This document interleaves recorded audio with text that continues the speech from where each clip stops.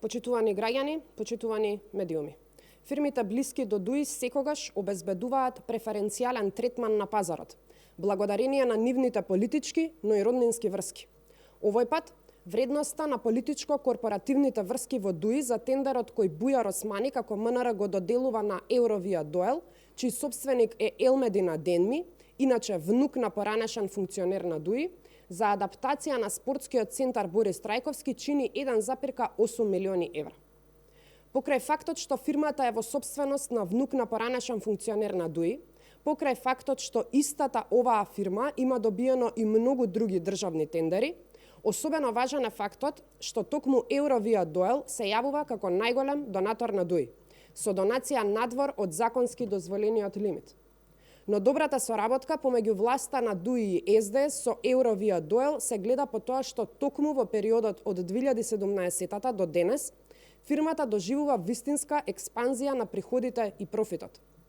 Ако се погледнат податоците на растот на приходот, ќе се потврди дека за само една година, од 2021 до 2022 година има пораст од над 100%, односно приходот во 2021 година изнесувал 7,4 милиони евра, а веќе следната година скоро 15 милиони евра.